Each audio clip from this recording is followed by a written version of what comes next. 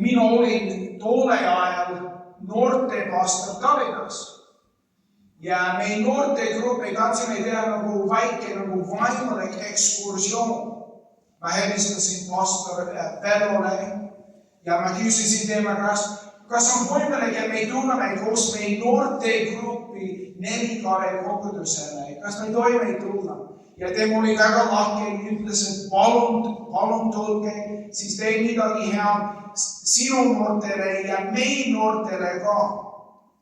Mul on meeles see nädalavahetus, meil oli planeeritud mõned head mängud, mõned head vestlused koos noortega, aga pühavaim oli teised mõtted. Laupäeva õhtul meil oli üks ülistusõhtu siin selles saalis ja noored, see moment, see pühavaim langes ja me oleme siin, me hüüdsime Jumala poole mõned tunnid. Meie noored ja saarlased koos meiega ja me palvetasime ja ma usun, et mis juhtus siin, et pühavaim on selles kohas. Tema on koos meiega ja ta juhib meid edasi.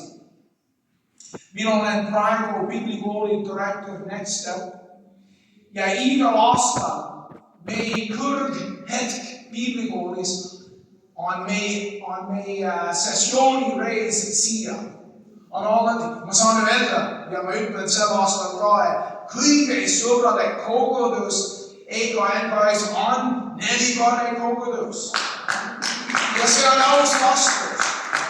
Meil on ilmselge, meil on mõned head kogudus, meie kogudus, Focus kogudus, kes saadab oma tervitus.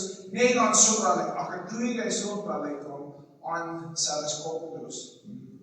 Ja sel aastal meil on mõned õpilased, kes tulid välismaalt, kui nad tulid, nad ütlesid pärast, wow, meil on selles kogudus. Meil on selles kogudus, kus on nagu kuulus kunstnik, kes teeb nagu nii hea töö ja nii head inimesed. Ja kindlasti, mina saan öelda, et see on alati hea ja Jumal juhib teid edasi.